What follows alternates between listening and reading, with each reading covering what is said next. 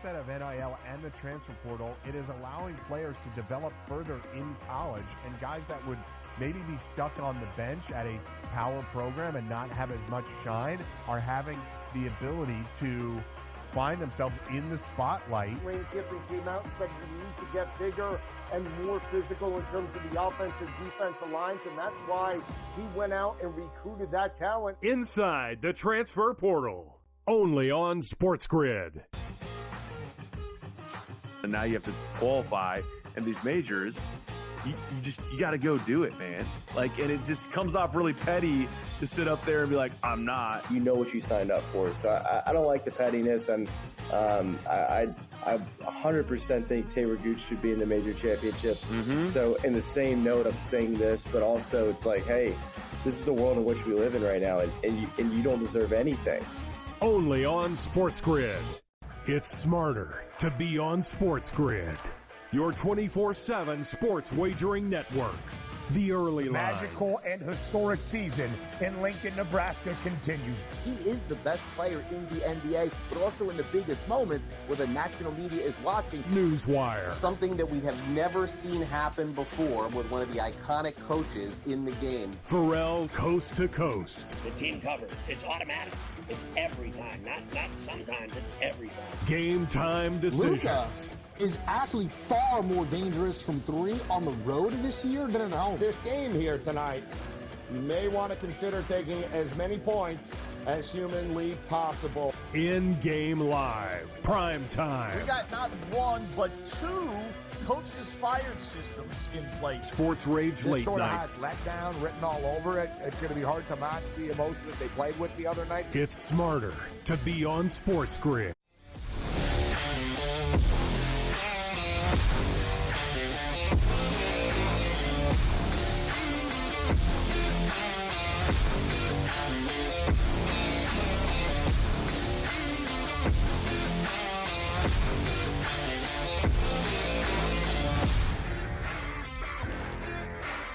And welcome in InGame Live, Prime Time here on this Thursday as we are getting ready for a double shot of playoffs. In fact, the NBA playoffs game 2 in the Eastern Conference Championship, moments away from tipping off. The Indiana Pacers were so close to getting it done and stealing a game in Boston. They'll have another opportunity here tonight. Looking at nines right about now here with 225.5. So the books have adjusted just a hair, but is it enough? And somebody who knows a little something about that, Dave Sharapan, hanging out with us here. And Dave, this is an interesting one given the fact of I saw 8.5s when it first opened, came back to 9, went back to 8.5. Now I'm seeing 9s. Boy, the market feels like the public might be looking for another dog to be barking here tonight in Indiana, but I don't know. I keep seeing 9s popping up, and I don't think that's the public laying 8.5 points or 9 points here with Boston tonight. No, they were waiting for the higher number, because they went and got all the 10s in game 1, and those disappeared until game time, and it got back to 10 because everybody came in and laid it. The same thing's happening right now. Everybody's going, wait, the game's getting ready to start. So, they're playing the Celtics. That's fine. So we got NBA playoffs. Great. We got NHL Western Conference Finals. I can't wait. That's going to be an electric game. Unlike last night, which the Florida, Panthers really, they had everybody locked up. The Rangers, the New Jersey Transit, all of it. But 3-0. There's the score right there. I was hoping maybe we get through the second segment and not have to bring that up for Jack because Jack was there and saw it. I thought that was very exciting. I thought it was great. Not really. I thought it was Florida. I see anything wrong with that game. Series place, Raineri. Did you see? Yeah, I know. They not only doubled it, they added some. They said, if they ain't going to be able to score in game 1 and Florida ain't going to take no penalties to give them power plays, we better move this thing a little bit extra. Wow. Yeah. Did that surprise you? Move like that? I mean, is the series over, Joe? Well, a lot of people were surprised that it was a pick-em in Madison Square Garden. Even a slight favorite in some spots was Florida. Yeah. So when you only take 6 shots on goal, there's a bit of a problem there. There might be a matchup issue there, and certainly there appeared to be one at your own home ice there last night. But again, you expect the overreaction like that, and certainly in the odds. I can tell you right now, Rangers come back and win game 2. We'll be right back to where we started from. Florida will be a slight favorite coming home in a game 3, and the process will start all over. The problem is going to be as if the Rangers don't win tomorrow night in game 2. Then you can forget about it. The number's never coming anywhere even remotely close to what you could have got at pre-flop. Yeah, if the Rangers don't win tomorrow, you better start Not making good. plans. Yeah, you better start making plans for hosting the Stanley Cup. But full disclosure, Joe, you live where again? Where do you live? I'm in Palm Beach, so they in play Miami. in Sunrise, which is Broward County. They play in Broward County. So, but you're a Florida native, South Florida native. So just for full 45 disclosure, minutes any which way. Yep. Right. So Right. Joe knows. Yeah. Well, I told you, be ready, stay ready, because I might be down there on Tuesday to see a game in person, working on something if we can get it done. Yeah. When is wait to game see if 1? the Rangers win. Waiting to see if the Rangers win. What would game 1 be? tomorrow. That would be what? Of the Stanley, because it doesn't start to what, 10 days? So it would be first weekend. It's extended out because, listen, this series may be a long series. There's people talking about this series tonight. Like it could be a short series, Dallas in 5. And I don't see it. I really don't. I think this is going to be very competitive.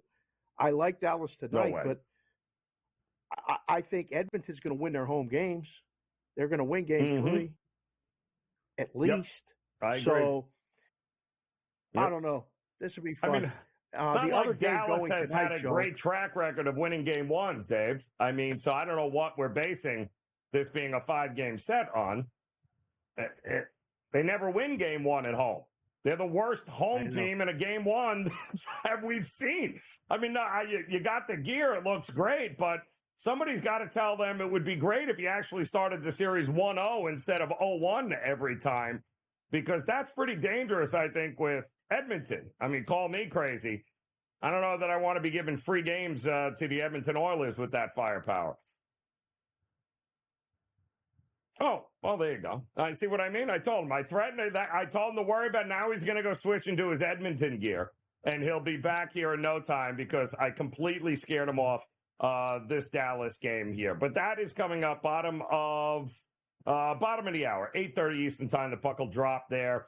The total has come down, though. Boy, oh boy, 6.5 earlier. 6 is now 5.5. So we're thinking maybe a little less scoring here tonight, Dave. But really, it's not going to matter if Dallas does not win a game 1 in their own building. I've never seen a number 1 seed can't get off the mat early. It's they have to almost lose game 1 and get smacked in the face before they actually open things up here. I'd be shocked if they honestly go 3 games, 3 playoff series, and you lose game 1 at home in all of them. That would be a first for me.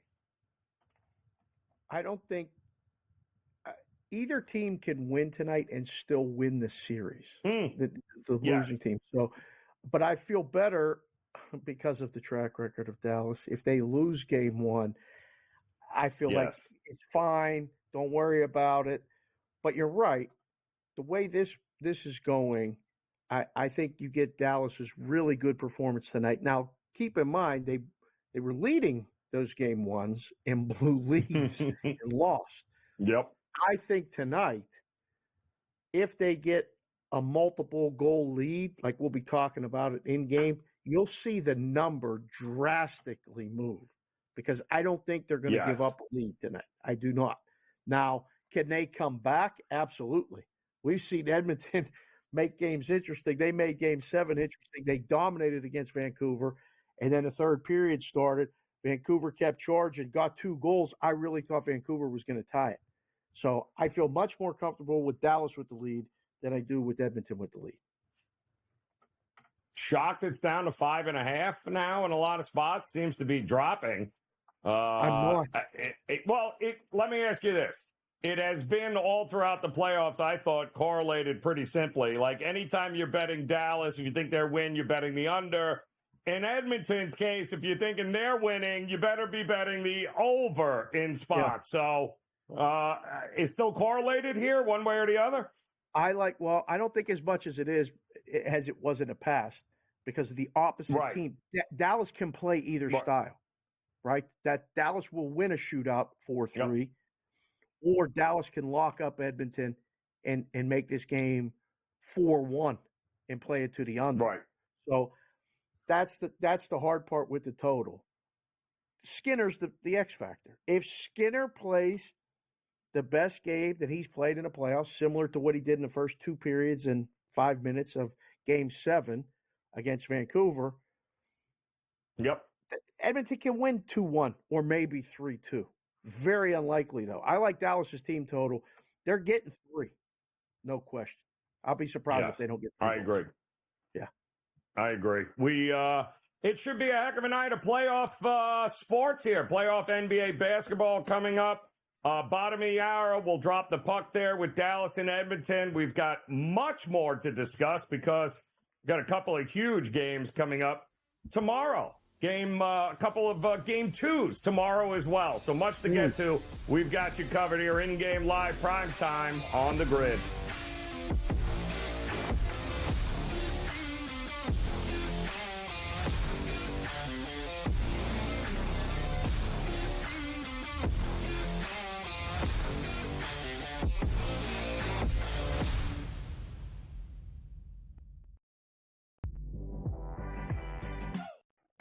Missed call the entire game, whether it's a charge or a block or a deflection that was wrong or a foul that should have been called that wasn't called or vice versa.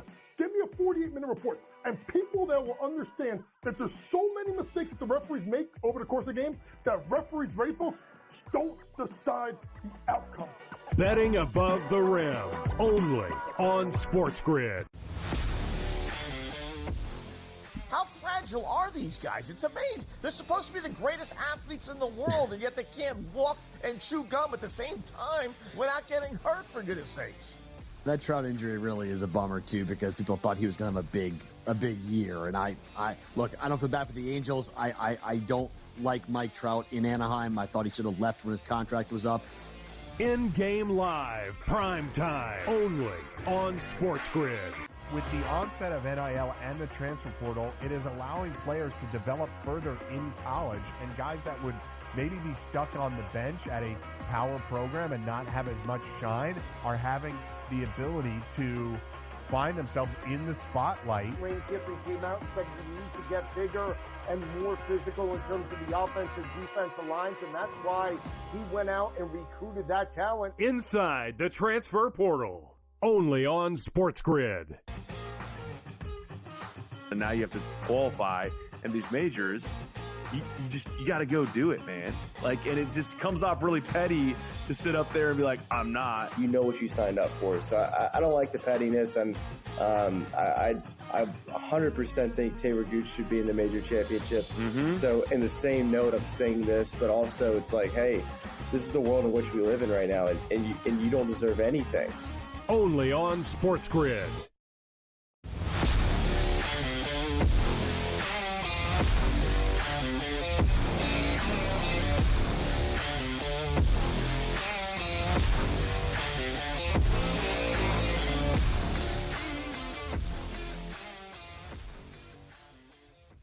All right, welcome back in-game live primetime, and we are off and running. We should also make a note. There are a couple of Major League Baseball games underway, but nobody really cares about them. So we're going to talk NBA playoffs right now here as we've got the Celtics and the Pacers just tipped off the all-important Game 2 here in Boston. Adam Kaufman stepping in right in your backyard here, hoping for a better showing. The Celtics fans than what you got in game one. Now, to be fair, though, you still won the game, Boston fans. Like, that's like you don't have to win every game by 10 or more points. You won the game. All right, you didn't cover, but you still won and everything went right for Indiana. So what did you look for here tonight? Were you a little worried after watching game one, or do you think no problem, they still got this here, probably 4 or 5 games? Yeah, I mean, you talking to me? Like, the Boston fans know that the Celtics won the game. It's the national media that is treating game one like a Celtics loss with all the commentary that has come out of it. I'm well aware that the Celtics won the game. They're up 1-0 in this series. And look, I said going into the series, guys, I felt Boston, not a sweep, certainly not going to go 7. It's C's in 5 or 6. And there's nothing that I saw in game one that makes me think any differently about it. This Pacers team is not a pushover. Now, I recognize it's getting a little overhyped, a little overvalued as far as I'm concerned, because people need to be reminded that they, beat a Bucks team that didn't have Giannis an entire series, was missing Damian Lillard half the series, didn't have Bobby Portis for portion of that series, and still had to go 6 games, and took on like the G League Knicks for much of that round and still had to go 7. So yeah, this Pacers team, it's plucky, it's pesky, it doesn't go away. They're a resilient bunch, but the Celtics are dramatically better, which is, why game one was a little bit concerning in the degree that it was even close to begin with. But the reason I say better is because, I hesitate to see a better performance in this series out of the Pacers, other than the 23 turnovers, than what we saw in game one. And so if the Celtics took Indiana's best shot or close to it and still won the game, albeit with a little bit of theatrics, the dramatic 3-pointer by Jaylen Brown to force overtime and then ultimately win that game, I think they're going to be fine. This is not a series I am concerned about. In my head, I'm trying not to look ahead to the NBA Finals because nothing is done until it's done. Injuries happen and all of that. But the Celtics, they're better. We know they're better. They should be better tonight. I took the 9. I took them to cover. I took 4.5 in the first half. I went over on the points again. I think these teams are going to be running and gunning. I bet 1 million props, as I tend to do. But I think the Celtics are going to have a good performance tonight. 1 million props? What are you doing? Oh yeah. I mean, I might be stretching the bound. A million might be a stretch. A lot of props. I was going to say under props. Not a big stretch. It's close. Listen, last time you came on, you looked like Jerry Seastick, Danny Ainge. You were all geared up. All right, that's right. It was one of those nights. All right, that's fine. Yeah. What are the props? What do you like the most? I mean, of all these menu of props that you went, are they all Celtic heavy, or you got any Pacer props? No, I mean, I jumped in a bunch of different things. I like Al Horford over 10.5 points. I like Drew Holiday over 4.5 assists. I like Jason Tatum to actually go under 29.5 points. I like him over on 10.5 rebounds. Did a little sprinkle on Tatum as the overall rebound leader in the game. Did that in game one as well. Unfortunately, it dead heated late with Pascal Siakam, so it was more or less a push, a marginal profit on that one. I'm just sort of scanning the board right here. I went under 4.5 assists for TJ McConnell. I mean, this stuff doesn't really matter, right? Because the game is underway. And so, people, unless you want to jump in on live props, you can go ahead and do that. But I just think, ultimately this is more of a, for me, this is more of a Celtics, especially in the first half, like I talked about. I bet him at -4.5 to cover in the opening half. I think this is a Celtics got a little bit of a kick in the pants, a little bit of a wake-up call, for lack of a better way of putting it, in game one.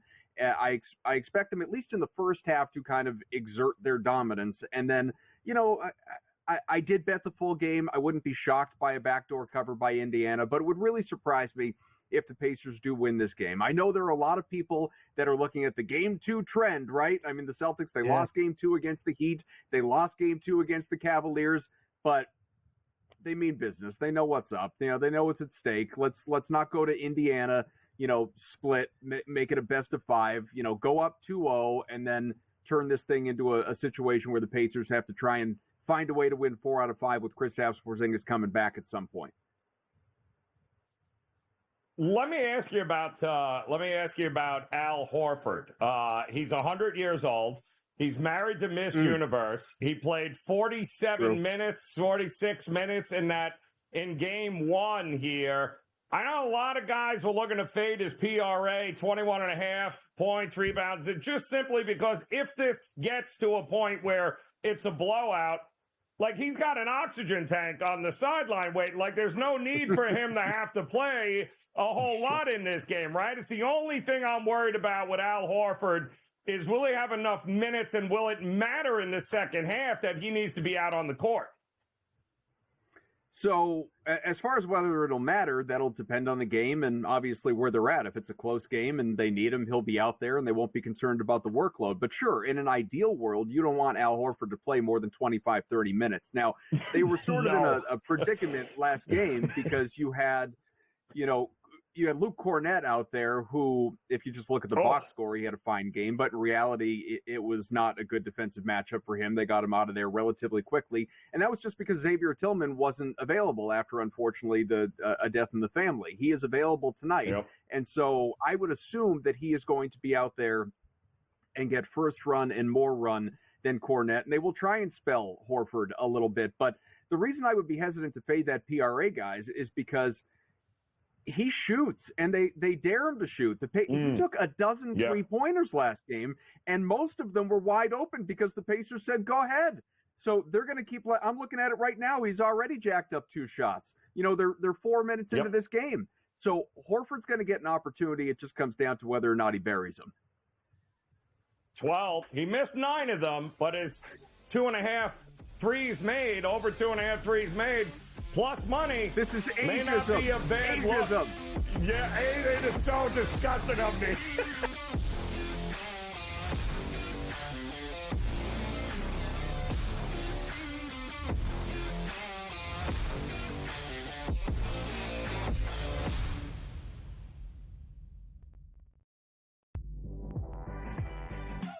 Every missed call, the entire game, whether it's a charge or a block or a deflection that was wrong or a foul that should have been called that wasn't called or vice versa.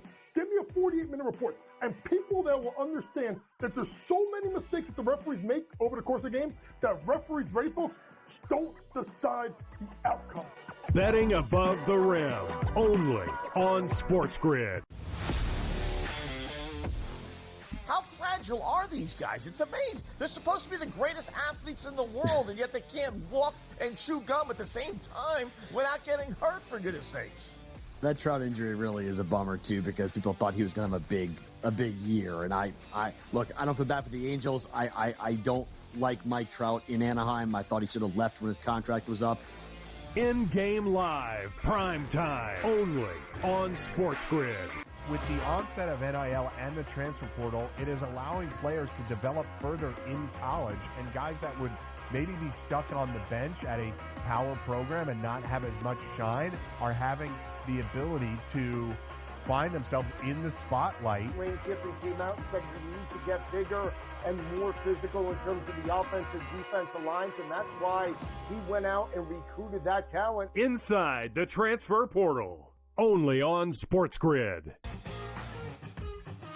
And now you have to qualify, and these majors, you got to go do it, man. Like, and it just comes off really petty to sit up there and be like, I'm not. You know what you signed up for. So I don't like the pettiness, and I 100% think Taylor Gooch should be in the major championships. So in the same note, I'm saying this, but also it's like, hey, this is the world in which we live in right now, and you don't deserve anything. Only on SportsGrid.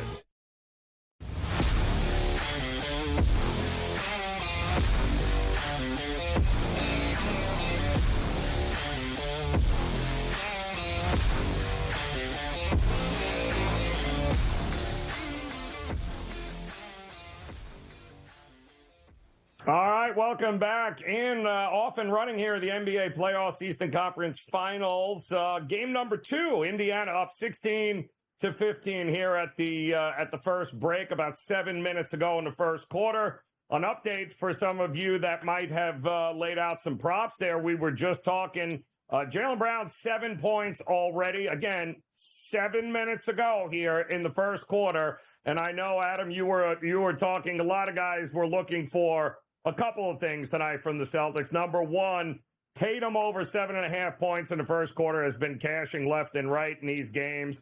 Brown, they thought, would come out here. He looked a little aggravated after the results of the last game.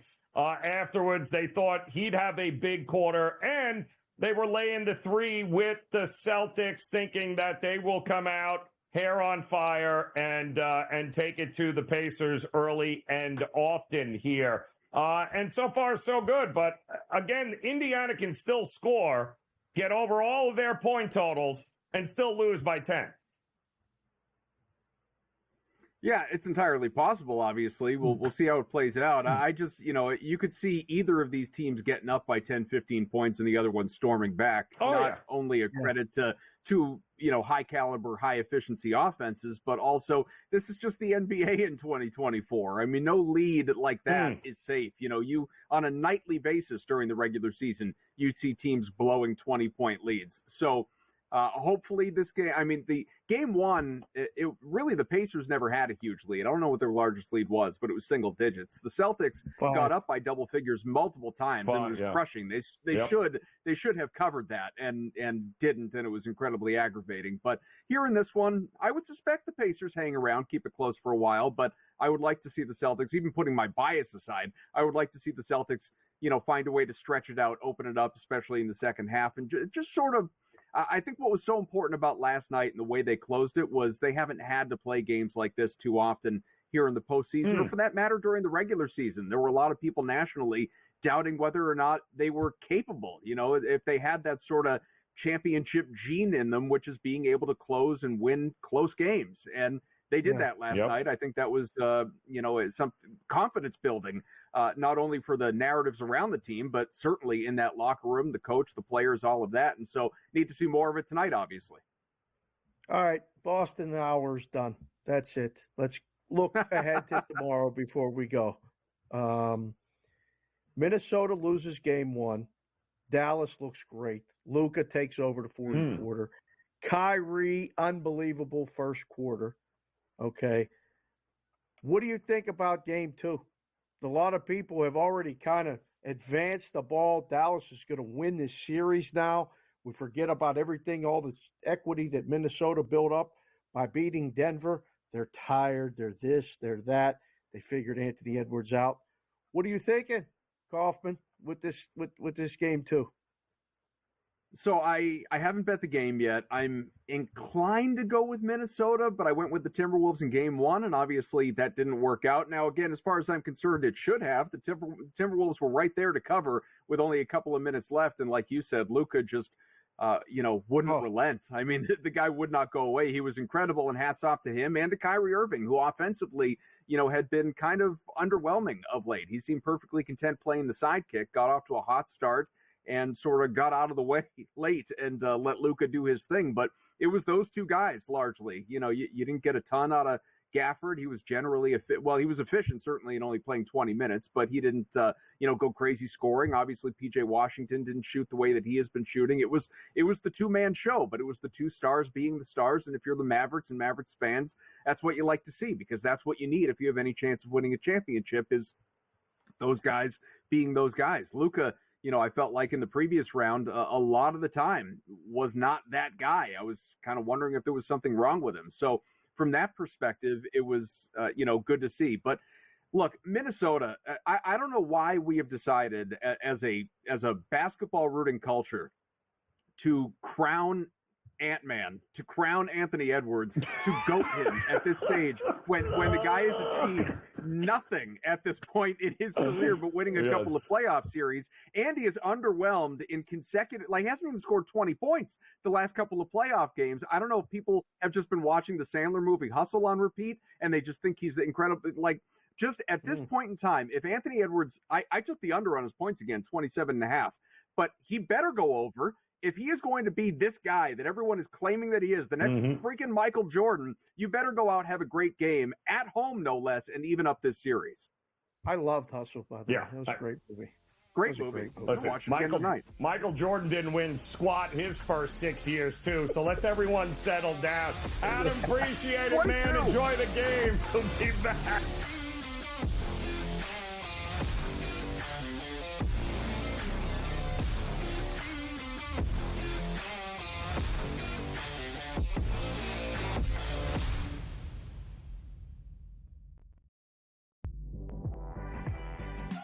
Every missed call, the entire game, whether it's a charge or a block or a deflection that was wrong or a foul that should have been called that wasn't called or vice versa.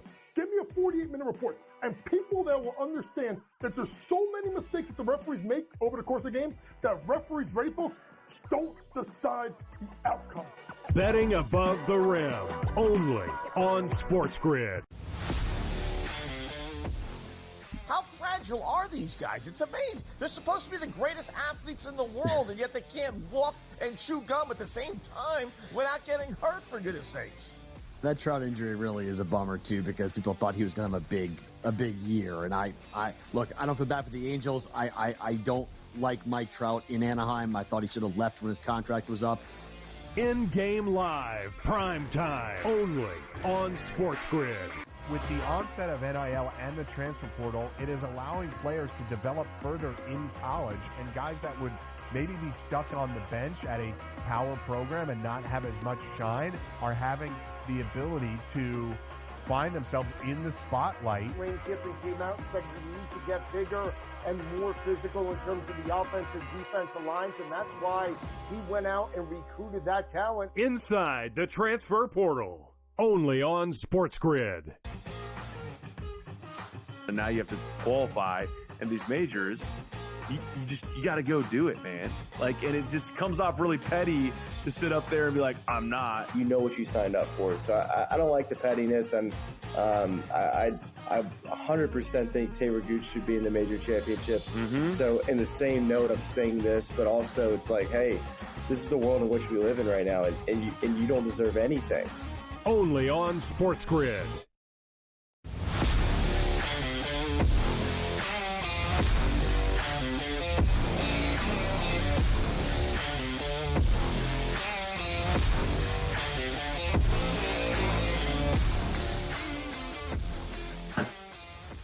All right, welcome back in Game Live, and we're primetime here. Why? Because we've got plenty going on already. NBA playoffs underway. First quarter, about 3.5 minutes to go. The Pacers, yes, the pesky Pacers, on top 23-20 right now, Dave Sharapan, and pretty much on par with what we just saw in Game 1. I thought it was interesting. They asked Mazzulla after the game, like, all right, so what are you going to do defensively to, like, mix it up here? Like, you're going to change something, right? Can't have him dropping 64 points on you in the first half alone at home. And his answer was like, nah, not really. Nah. We got to clean up a few things. We'll be fine. Well, it looks like they're doing exactly the same thing, and same thing with the Pacers. So something tells me this is going to be a very, very offensive-oriented series. And the books, to me, how long before they adjust accordingly? Because I don't think they adjusted enough here in this game. I don't know, because the total opened 4 points higher than the first game opener. So open 225. Right. And you've been around these guys. Well, I mean, they're all our friends. They bet the same thing. Yep. They have to be right. They won't change. They like the first game under, so they have to. Game 2 has to go under. Of course it does. And you say, like, I've told this story so many times. I mean, I was in the book working the year the Browns went winless in a season. I had a guy, I mean, really sharp guy. He would come in and bet the Browns every week. There's good value on him, Dave. Really. And like by week 9, I was like, I know you're going to be right. You are going to be right one time. I'm telling you. So that's what they do. They bet it under. The in-game right now is 227.5 at the place I'm looking. So, no. I mean, the Celtics are 8 of 19, 42% from the field, 2 of 8 from 3. Just keep chucking. Yep. don't have to change anything, Joe. They're eventually going to go in. They're out rebounding them. Yep. So 9-4. I mean, you can see it's getting very physical. Halliburton took one right to the chops. Brown hit him with an elbow. Didn't mean to, but I don't know. I like the over again. I just, if it's not broke, don't fix it. Just keep betting over. So we're over 224.5. We'll see.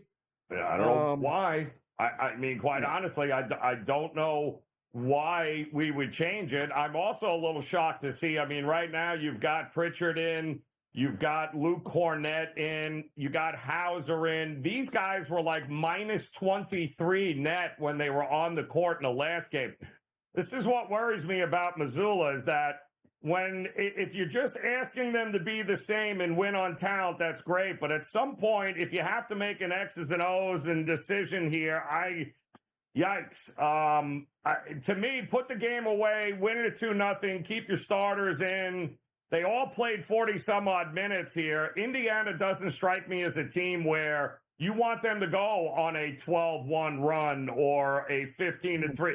Yeah, because then you got to put the starters back in anyway, and now you're going to have to burn them out. So I'm a little bit worried about good old Joe Mazzola there as the head coach. I mean, Carlisle's got the ring, people. Let's not forget that. So he's a guy I think that's got an advantage in this game, and we'll see if it plays out during the series. But 23-20, 3.5 minutes still to go in this one, and the puck is getting ready to drop here, Dave, in Dallas. I know a lot of people that ran and bet the Dallas Mavericks, Dallas Stars, City Parlay. NBA champ. Yeah, the old City Parlay. And it's not it's worse bets to make, no? It's worse bets to make. There's definitely it hasn't happened in a long, long time. I forget. I have it somewhere over here when the last time it happened, where the City NBA and NHL team won the same year. It's been a long, long time. This one could happen. It's still alive. Joe, a lot of people are on goal props because they like the over tonight. Did you look at the goal props? Did you look at anybody scoring tonight? Because the obvious answer is McDavid. And, you know, you look at this and you go, can it be someone else? Hyman, Draisaitl? I don't know. One of those guys. Right. And I can't decide who it is for Dallas. Like the Dallas numbers, it's when you look at the board, and if the boys have the board handy, that'd be great to pop it on right now. That would be awesome because I see it, but I don't see it. I don't know who to pick for Dallas. Wyatt Johnson. But the numbers are so juiced. They're big. That's what I mean. Like, so, you know, the favorite is Wyatt Johnston. He's been the guy. There it is. Good job, boys. Wyatt Johnson plus 170. That's the first guy for Dallas. And there's a couple numbers jumbled up there with Robertson, Seguin, and Jamie Benn, who I don't think is going to score. I'd bet against that. I don't know. Pavelski, maybe worth a shot. He's got one goal in the series, I think, or one goal in the playoffs. I mean, yeah, exactly. I don't know. Where you been? Where you been? I mean, granted, the over obviously makes sense when you're looking at it, but let's be realistic here. Are we really thinking? I know shots on goal is a big favorite bet now, Dave, in the playoffs at this point, where guys getting, you know, shots on goal. But again, those numbers seem to be over the top as well here. Everything right now is all shaded, especially to the teams that are known that they can put it up. But there is a good chance. I mean, I don't think Edmonton's gotten enough credit defensively for what they've been able to do and help Skinner, right? So maybe the shots and the goals aren't going to be as plentiful as we all think they are. And if that's the case, then a lot of these over props ain't, you know, they ain't happening in this first game. I can't believe how, when you look at the overall odds to win the Stanley Cup, how it's Florida and Dallas, like significantly lower than the other two, right? And then you just, you know, you throw Edmonton in there, and now you have to jump the Rangers up. Again, that's nothing personal for Ranger fans, but, you know, they don't have home ice anymore. and they didn't score a goal in the first game. So you have to go get some Ranger money because there's not too many people walking into books or getting on apps going, you know what? The Rangers are the side in game 2. They're going to come back in the series. Yeah, no. You got to make the price enticing. I don't know how much it will move if Dallas wins. I don't know if Dallas will jump Florida. That's what's interesting to me. No.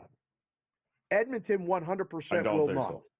If Edmonton wins tonight, correct, they won't be the odds-on favorite. It will be Florida. But if Dallas looks good, say shuts out Edmonton or wins 4-1, easy, I'll be surprised.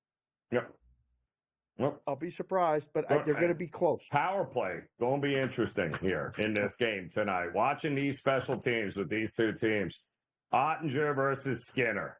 Who do we trust and who don't we trust? Because he's been susceptible to goals at home.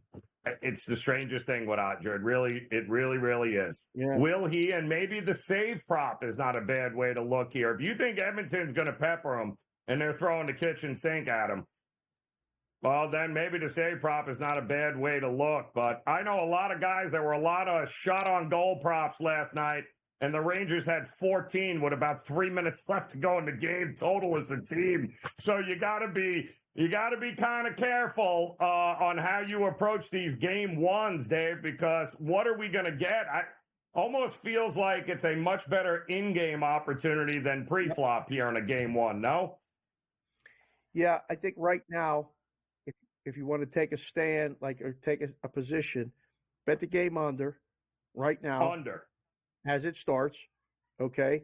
Wait, and we get a power play early, maybe. Then you'll have under 5.5, under 6, and then go over 3.5, somewhere in that neighborhood. Kind of like that. Well, get ready. The puck is about to drop. An update from Boston as well here in Game Live. Primetime next.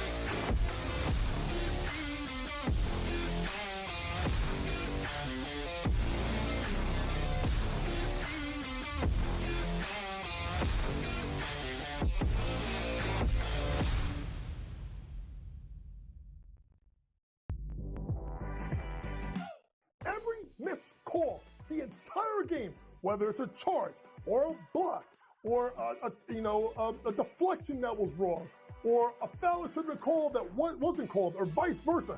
Give me a 48-minute report. And people that will understand that there's so many mistakes that the referees make over the course of the game that referees, ready folks, don't decide the outcome. Betting above the rim, only on SportsGrid. How fragile are these guys? It's amazing. They're supposed to be the greatest athletes in the world, and yet they can't walk and chew gum at the same time without getting hurt, for goodness sakes. That Trout injury really is a bummer too, because people thought he was going to have a big year. And I look, I don't feel bad for the Angels. I don't like Mike Trout in Anaheim. I thought he should have left when his contract was up. In-game live, prime time, only on SportsGrid. With the onset of NIL and the transfer portal, it is allowing players to develop further in college, and guys that would maybe be stuck on the bench at a power program and not have as much shine are having the ability to find themselves in the spotlight. Lane Kiffin came out and said you need to get bigger and more physical in terms of the offensive defensive lines, and that's why he went out and recruited that talent. Inside the transfer portal, only on SportsGrid. And now you have to qualify, and these majors, you got to go do it, man. And it just comes off really petty to sit up there and be like, I'm not. You know what you signed up for. So I don't like the pettiness, and I 100% think Taylor Gooch should be in the major championships. So in the same note, I'm saying this, but also it's like, hey, this is the world in which we live in right now, and you don't deserve anything. Only on SportsGrid.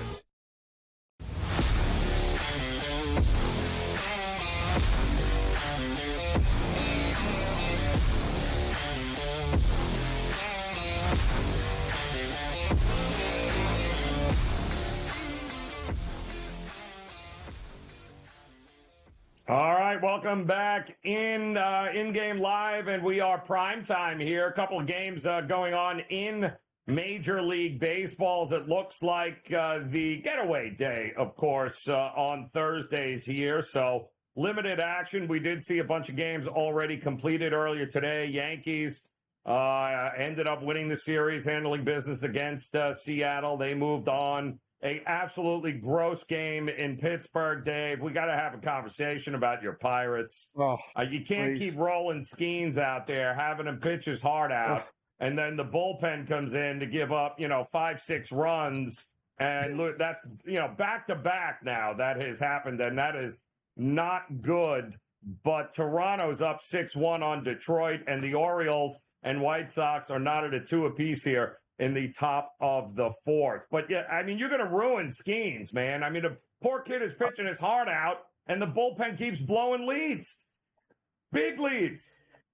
Joe, please, it's like you're putting a knife in my side right now. I'm like just it was saying. so frustrating. So I called them the pocket aces. I saw that on social media. Somebody put it out there. Yes. The Pirates have pocket aces right now between Jones and Skeens. This is a great – and then Keller right there too. So Pirates are building a nice pitching staff, starting pitching staff. This is from my friend Chris Mueller, who's on 93.7 The Fan in Pittsburgh. He tweeted this today. Per Elias Sports, today marked just the fourth time since 1900 that a team lost back-to-back games in which they hit a grand slam. Okay? The Pirates in back-to-back days hit a grand slam. All right? It was Cleveland in 1983, Milwaukee in 2003, Minnesota in 2021, and now the Pittsburgh Pirates on back-to-back days hit a grand slam and lose both games yesterday in extra innings. Today didn't even take extra innings to blow a 5-1 lead. Brutal couple days, Joe. Tough. Thought we were, righted the ship. Everything was going good. It wasn't. It's not. That's back-to-back losses to the Giants, and the Braves are coming to town now. So it's like could have used a couple of those W's before the Braves come into town. And this Skeens and Jones, not good. No, it's and the way it happened too in back-to-back games was just absolutely epic, and off of great pitching performances too, which is enough to drive you absolutely crazy here. But we still have a couple of one decent game left. Orioles trying to handle business against the White Sox and actually finish off the series with a win. We'll see if they can do that. Edmonton and Dallas, I'm seeing no score here, Dave. We're about 5 minutes into the first period. No doubt you've got this in front. I'm seeing Dallas 3-1 out shooting Edmonton so far. Anything of note here in the first 5 or 6 minutes you're seeing? No, I mean, the total moved already. So exactly what we said to do. Well, this book is holding out hope here at 5.5. Oh. That's the juice is now overwhelmingly minus 160. Wow. Okay. Wow. So 5.5 under minus 160, waiting for an opportunity to maybe be at over 4.5. That's one of those ones where, again, you get the 3, 4, and a 5 working for you. If you start under 6 and you get 5, 4, and 3, 2 odd numbers and an even, that's a pretty good way to go in a hockey game for a middle. Last night it would have been a tough one. A shutout tonight. Listen, a shutout last night surprised me, but a shutout tonight will really surprise me. I think both teams are going to score. Yes, we got to. I agree. Game one, big time. After a couple of days off, it's that kind of like let's dump the puck. Let's right now. 4 shots on goal total, almost 7 minutes in. I'm saying we're playing conservative, maybe playing cautious, maybe playing smart hockey, not taking any chances unless you get an opportunity or an odd man rush. This is how you start a playoff hockey game for the Western Conference Finals.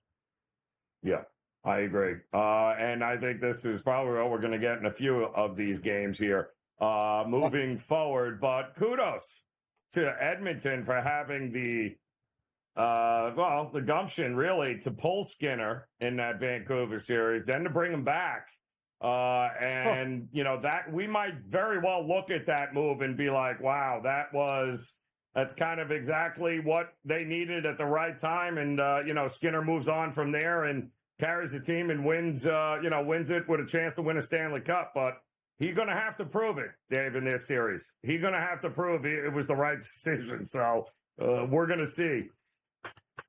It's one of those ones where I think, so you got, the coach for Edmonton took over early in the season, right, when they fired the old coach, and he's been there now, built up trust. Excuse me, I think I'm going to sneeze. There it is. Boom. Well, there's something to sneeze at. There's the first power play. There it comes. Evander Kane took a bad penalty. The coach is on the side. That was weak. Just talking about the coach. He's over there going, did that really just happen? Did you take that penalty? Completely unnecessary elbow right to the head. That was not a smart play. I mean, this. So here. That was weak. This is the time. If Dallas is going to score on a power play, the number goes right back to 5.5 with the juice up on the top. Yep. So good opportunity in game right now. Jack's going to stay close to the goal horn, keep us abreast of all this stuff while we sweat this Orioles.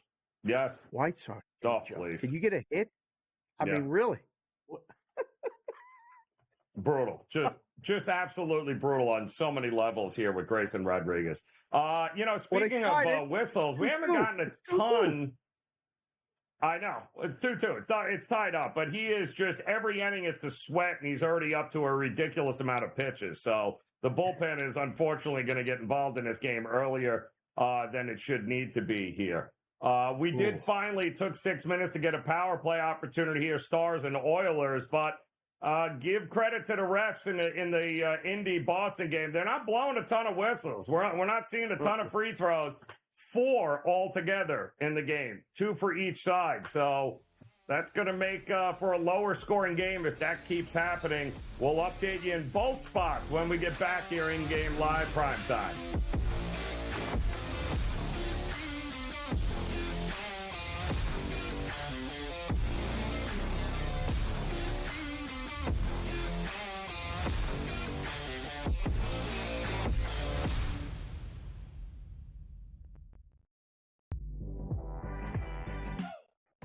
Missed call the entire game, whether it's a charge or a block or a deflection that was wrong or a foul that should have been called that wasn't called or vice versa. Give me a 48-minute report. And people that will understand that there's so many mistakes that the referees make over the course of the game that referees, ready folks, don't decide the outcome. Betting above the rim, only on SportsGrid.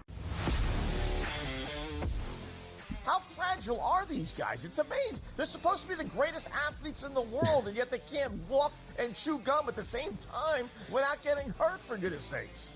That Trout injury really is a bummer, too, because people thought he was going to have a big year. And I don't feel bad for the Angels. I don't like Mike Trout in Anaheim. I thought he should have left when his contract was up. InGame Live, prime time, only on SportsGrid.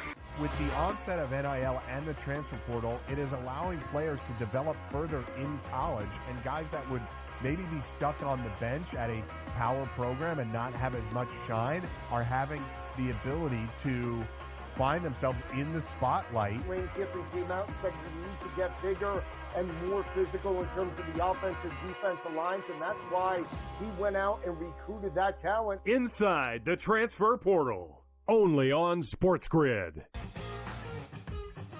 And now you have to qualify, and these majors, you got to go do it, man.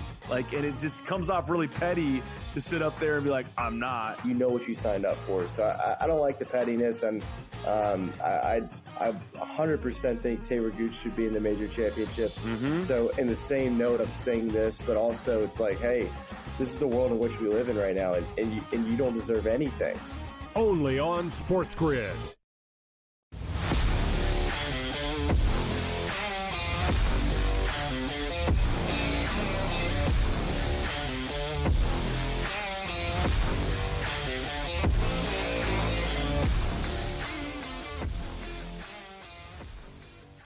All right, welcome back in as we look to close out this first hour of InGame Live Primetime. Joe Raineri alongside Dave Sharapan here. As I just noticed, Dave, it's good old Scotty Foster on the court there in Boston as the Pacers down now 34-27 in the second quarter. And call me crazy, but I don't think the Pacers have scored a point yet in the second quarter. In fact, I know they haven't. It's a 12-0 run for Indy, which is not a good sign, now 37-27. But good old the extender, Scotty Foster, is calling the game here with the Celtics and the Pacers.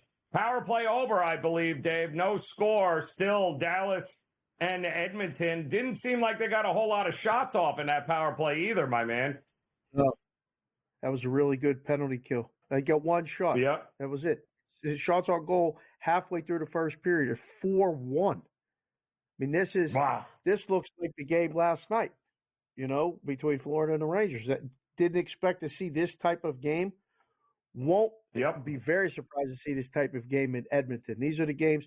The games in Dallas are going to be like this, tighter, more defensive, more on outside of the circles along the boards, whereas in Edmonton, I figured it a little more wide open, skating, possibly overs. But I just clicked refresh here. We got 5.5 minus 190 on the under. Yeah, I know. So wow, books don't want to go and make this thing 4.5. I'm going to resist that as long as possible, but might be one of those plays. Jack was right, by the way. I did the same thing during the break. No NBA team and NHL team has won the championships in the same season. So Dallas would be the first one to do it. And it's a legitimate shot. The Mavericks looked pretty good last night, right? They did. Would it surprise you if the Mavs not only beat the Timberwolves, but beat the Celtics? That would surprise me, yes. That would well, no, it wouldn't surprise me. Obviously, you got to be in it to win it, right? We had Miami in the same spot last year with the Heat and the Panthers in the finals with an opportunity to do it. I think the Knicks and the Rangers back in '94, I think, were in that same boat. So we've had a handful of times, I think, over the decades in which something like that could have happened. But, this could very well be back-to-back years, Dave, with a chance to do it for a city. With Dallas and, an opportunity for the Stars and the Mavericks to play for a championship. That'll be interesting if we get to that point. But, Dallas won the first game they were supposed to win, right? As far as the Mavericks go, they're supposed to win one on the road. They won the first one. So, advantage Dallas? It certainly feels like the markets are saying it is. Yeah. This will be one of those ones where you'll get the zigzag. You'll hear it between now and tomorrow's tip. That you got to play Minnesota. The numbers creeping up out here in the desert. It's 5.5. Some places back east are 5. Interested to see. I thought that was a really good basketball game. I enjoyed both games last night. I went to a place. I went out to eat. Big date night with the wife. The kids were all out and doing stuff. So had a grown-up dinner at a place with a wall of TVs, nice meal, and watching hockey, watching basketball. Super impressed with what Dallas did in the fourth quarter. I don't think it's a shoe-in either way. I think that series is going to be extended.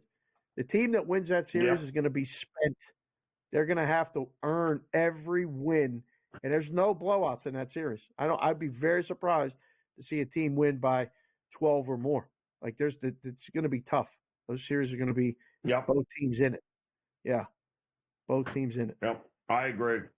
Both teams are going to be in it here, and boy, oh boy, this is just ugly here. It's a 15-0 run right now for the Celtics over the Pacers.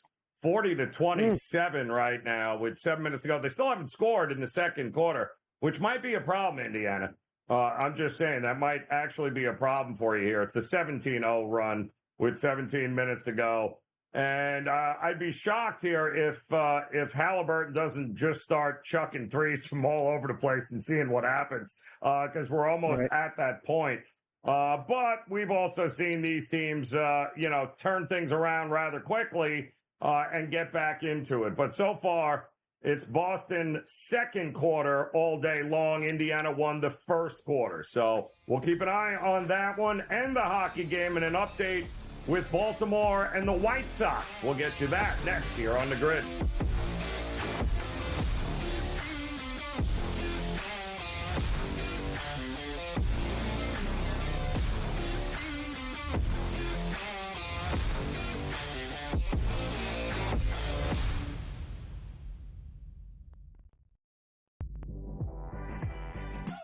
Every missed call, the entire game, whether it's a charge or a block or a deflection that was wrong or a foul that should have been called that wasn't called or vice versa. Give me a 48-minute report. And people that will understand that there's so many mistakes that the referees make over the course of the game that referees, ready folks, don't decide the outcome. Betting above the rim, only on SportsGrid. How fragile are these guys? It's amazing. They're supposed to be the greatest athletes in the world, and yet they can't walk and chew gum at the same time without getting hurt, for goodness sakes. That Trout injury really is a bummer too, because people thought he was going to have a big year. And I don't feel bad for the Angels. I don't like Mike Trout in Anaheim. I thought he should have left when his contract was up. InGame Live, PrimeTime, only on SportsGrid. With the onset of NIL and the transfer portal, it is allowing players to develop further in college, and guys that would maybe be stuck on the bench at a power program and not have as much shine are having the ability to find themselves in the spotlight. Lane Kiffin came out and said we need to get bigger and more physical in terms of the offensive defensive lines, and that's why he went out and recruited that talent. Inside the transfer portal, only on SportsGrid. And now you have to qualify, and these majors, you got to go do it, man. Like, and it just comes off really petty to sit up there and be like, I'm not. You know what you signed up for. So I don't like the pettiness, and I 100% think Taylor Gooch should be in the major championships. So in the same note, I'm saying this, but also it's like, hey, this is the world in which we live in right now, and you don't deserve anything. Only on SportsGrid.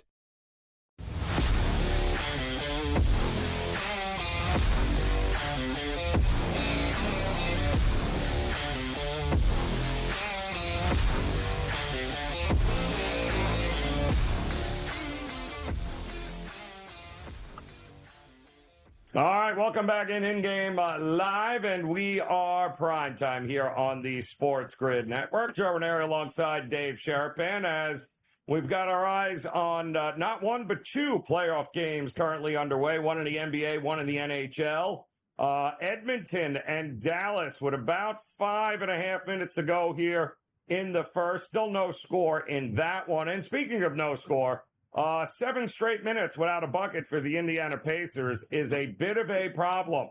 42-27 right now with 7 minutes to go. It's a 17-0 run for the Boston Celtics to start the second.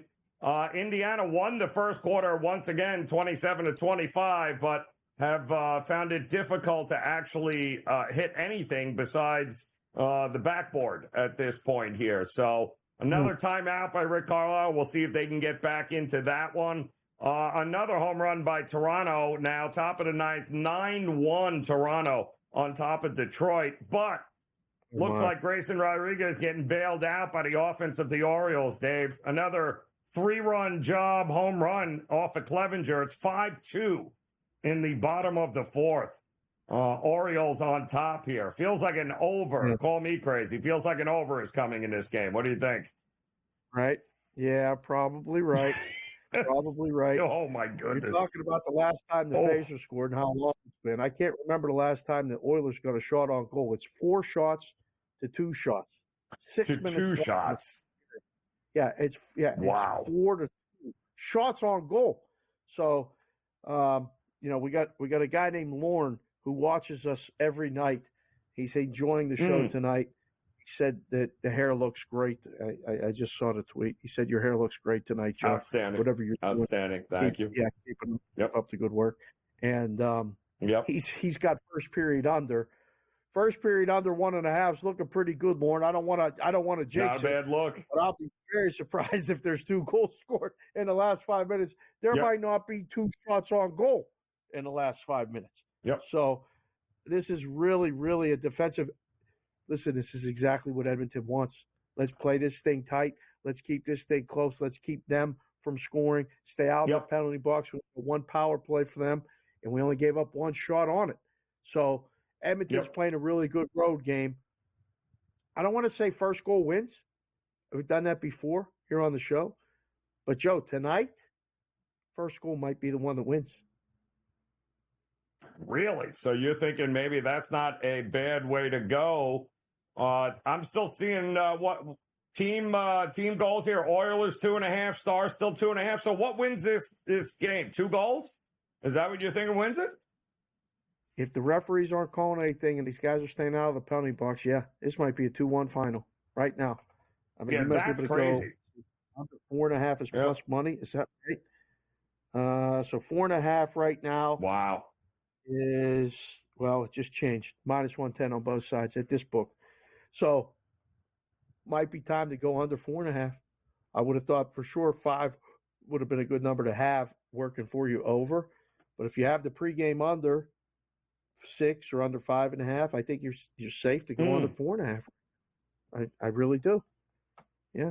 I don't hate that at all because it kind of feels like a lot of this. It's not like Dallas is peppering Skinner in it, by the way. So let's just not one-sided. It's just they're not really – nobody's really controlling the offense in this game whatsoever here. So under 4.5 is not a bad way to look in this one here. See your Orioles? The Orioles? Orioles. Yeah, I know. I said it was a 3-run homer. They scored 5 runs in that 4th inning. So it was nice of them to get it in there and finally score a few runs. But the Tigers closed out. The Blue Jays looks like they closed out the Tigers here. 9-1 is that one, is that final, too. We do have some interesting series coming up this week in Major League Baseball as well. I know the Yankees headed out west to take on the surging Padres. I don't know, though the Padres beat the Reds, so I guess maybe that's not too impressive here. But I've been pretty impressed with what I've seen from the Padres. I know we stuck a fork in them out west because of the Dodgers, Dave, but call me crazy. They might, if you're looking for any sort of sleeper teams there, I think they're going to win more games than we gave them credit for here this year. The lineup is still potent. The pitching seems to be coming around. Maybe we can make some money looking to back the Padres here as an undervalued team over the next month. I think you're right. Darvish has been really good. And Musgrove's back. So Musgrove, hit and miss.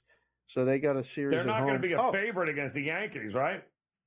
No. Wow, we got a good matchup tomorrow. I just looked at that. Rodon against Darvish. Yep. Wow. Yep. Take a ride to San What Diego I'm thinking. for the weekend.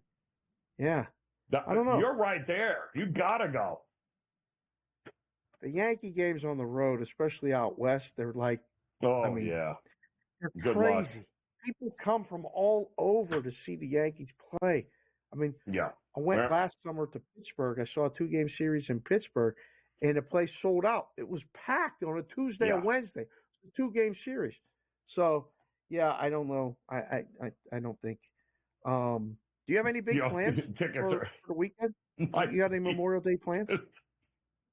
Maybe you should stick to going to Oakland A's games right now because I know you can get tickets to that altogether. No. Yeah. No, I'm planning on watching a lot of baseball and the middle games of all of these series here because I believe we alternate games back and forth all throughout the weekend. Do we not here? I believe.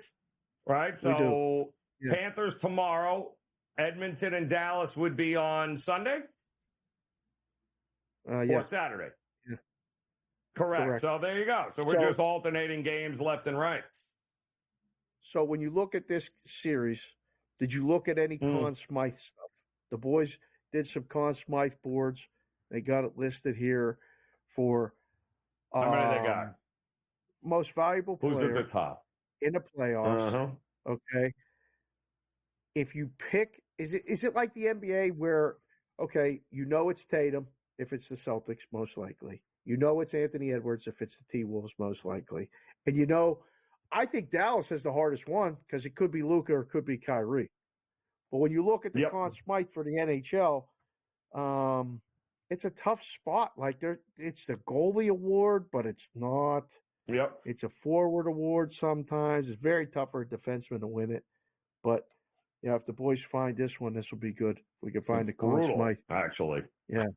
That's a tough bet. But every team's got it. I mean, I can tell you now, Bobrovsky keeps playing like he did in that game, yesterday there against. If he's able to pitch a couple more shutouts along the way, it almost feels like it's a goalie award, doesn't it? Just feels like that's who's on, because Ottinger's got to be the favorite on that board for Dallas. It ain't going to be Skinner for Edmonton. Maybe that's the exception to the rule. It's not Skinner. It's McDavid or Draisaitl, most likely. Right, that's what I mean. Maybe that's the exception. Right. It's not. It's definitely not Skinner. No. There's not a defenseman on the board. Like there's not one defenseman in the list. There's not one guy. No. Definitely not. It's Bobrovsky, Tkachuk, maybe Ryan. The list is you know all the names on that list. Now you just got to correlate it to who you think has got the best shot of pulling it down. But the problem is, if it's Dallas, it's probably because of Ottinger, and if it's Florida, it could very well be because of Bobrovsky, the way he's been playing. So a lot still to be determined on those future markets here. But if you can find somebody down the list there at a decent price, still an opportunity to have a big series here along the way. So anything is possible. But get ready for Garrett Cole prices on the Cy Young. I'm just saying it now. He'll be back. And he's going to dominate and win a World Series. Is it too early for that? All right, maybe it's a little too early. It ain't going to be a New York Met, I'll tell you that.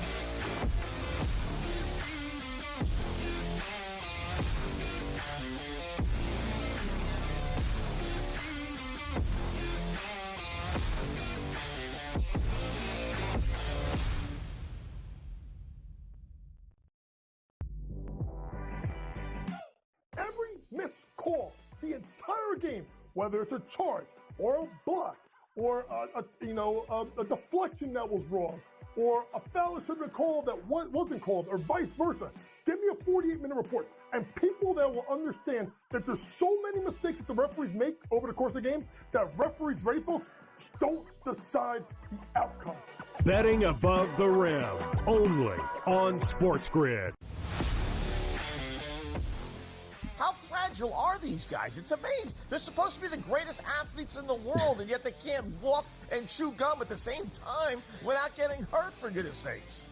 That Trout injury really is a bummer, too, because people thought he was going to have a big year. And I don't feel bad for the Angels. I don't like Mike Trout in Anaheim. I thought he should have left when his contract was up.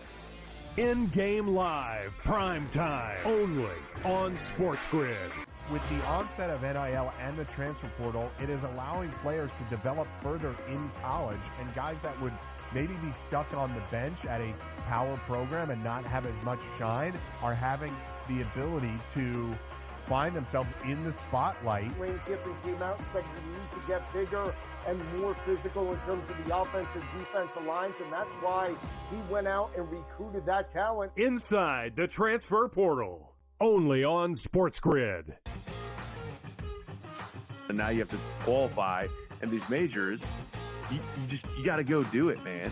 Like, and it just comes off really petty to sit up there and be like, I'm not. You know what you signed up for. So I don't like the pettiness, and I 100% think Taylor Gooch should be in the major championships. So in the same note, I'm saying this, but also it's like, hey, this is the world in which we live in right now, and you don't deserve anything. Only on SportsGrid.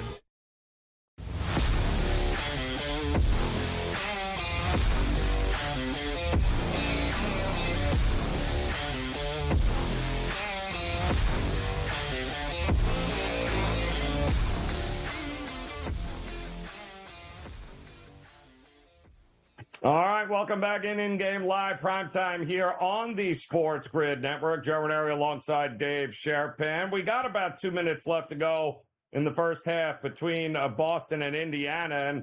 And if we're being honest here, Dave, if you'd have told me the Pacers went over 7 minutes without making a bucket here to start the second quarter, I would think the Celtics were probably up by 25 already, but it's 11 with about a minute 20 to go. So it's that one stretch that really they shot themselves in the foot, because much like what we saw in game one, Boston's doing exactly what we saw them do in that the first game. And outside of that, what they start the game, 3 minutes without scoring in game one. Well, they went 7 minutes without scoring here, which is not great. But quite honestly, they're on pace to do exactly, we're still on pace to do exactly what we did in the first game, not get a whole lot of stops defensively. It's a matter of which team won't shoot themselves in the foot the most often, because the Pacers, 21 turnovers in that first game, that's the one thing they can't afford to do here in the second half against this Boston team. They got it to 7. I got 56-49 with 30 seconds to go. The only big sweat left right now is the Celtics team total was around 59 or 59 and a half. 60 and a half. You got to be kidding. Yep. Oh, that's going under. It is. But the in-game number's back to 10 and a half for the game. So, we had Jack and Preston and stuff talking in our ear, taking 15 and a half. That's good. Total's down to 215 and a half here. We're seeing a game where, let's see, what are we shooting? 21 of 46 for the Celtics, 46%, 19 of 39 for the Pacers, but 5 of 15 and 6 of 16 from three. So they don't even go to the free throw line. 4 free throws for Indiana in the first half. It's amazing. Yep. They never go to the free throw line. Look, every once in a while, fake the three and drive, maybe get fouled, take the free throws. 8 of 9 for the Celtics. So let's see. Biggest lead for each team, 16 for the Celtics, 6 for the Pacers. I don't know. Again, what we saw in game one, the Pacers had that run.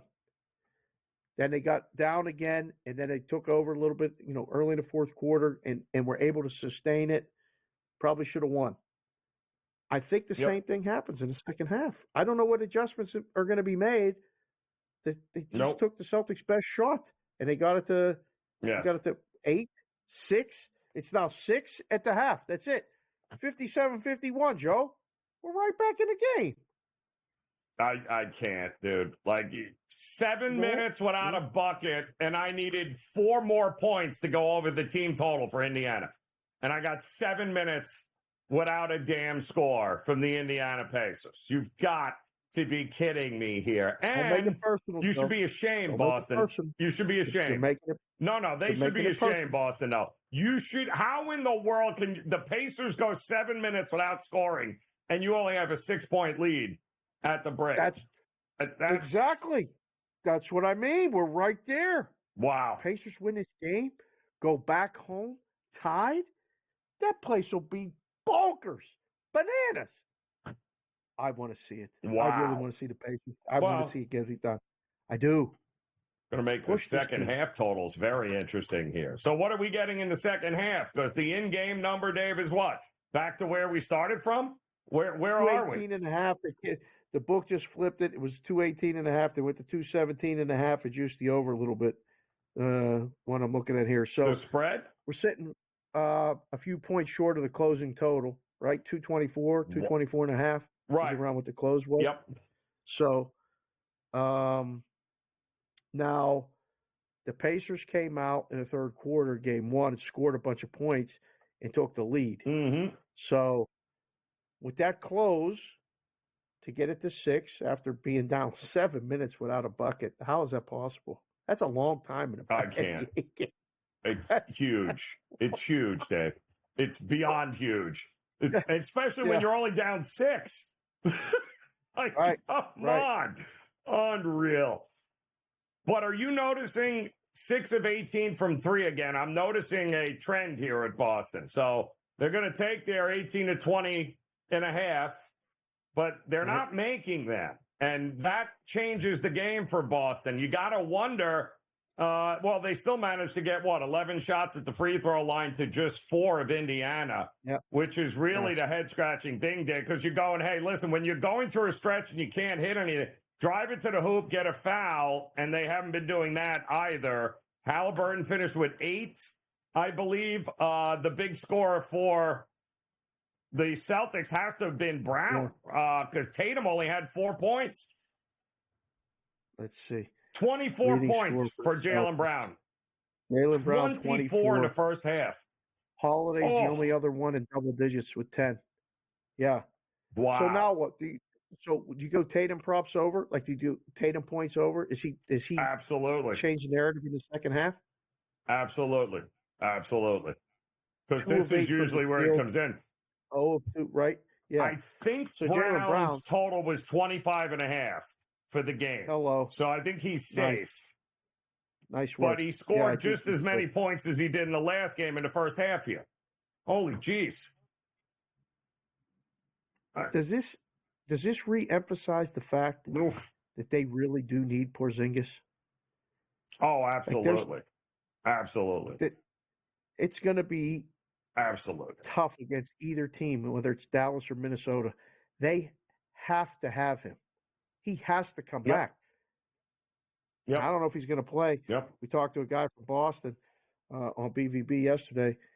I don't know if he's coming back for this series. I would try to get him back and get him some minutes, but it sounds like that, if they keep winning, why rush him back? I'm still seeing 8.5 in game there for the Celtics, laying 8.5 points. They're at the break. They're up 6. What does that tell you here, Dave? That you got a team that's up 6 at home, and they are just the same price that they were before the game started, only they have a Six-point edge.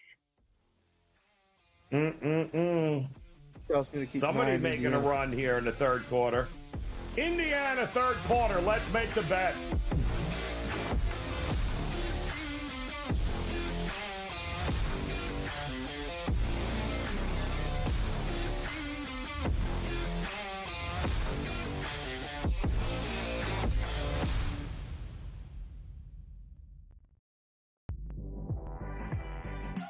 Every missed call, the entire game, whether it's a charge or a block or a deflection that was wrong or a foul that should have been called that wasn't called or vice versa.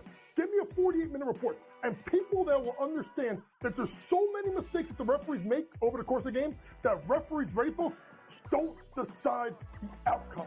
Betting above the rim, only on SportsGrid. How fragile are these guys? It's amazing. They're supposed to be the greatest athletes in the world, and yet they can't walk and chew gum at the same time without getting hurt, for goodness sakes. That Trout injury really is a bummer, too, because people thought he was going to have a big year. And I look, I don't feel bad for the Angels. I don't like Mike Trout in Anaheim. I thought he should have left when his contract was up. InGame Live, PrimeTime, only on SportsGrid. With the onset of NIL and the transfer portal, it is allowing players to develop further in college, and guys that would maybe be stuck on the bench at a power program and not have as much shine are having the ability to find themselves in the spotlight. Lane Kiffin came out and said you need to get bigger and more physical in terms of the offensive defensive lines, and that's why he went out and recruited that talent. Inside the transfer portal, only on SportsGrid.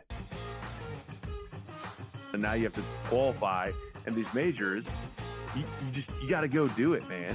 Like, and it just comes off really petty to sit up there and be like, I'm not. You know what you signed up for. So I don't like the pettiness, and I 100% think Taylor Gooch should be in the major championships.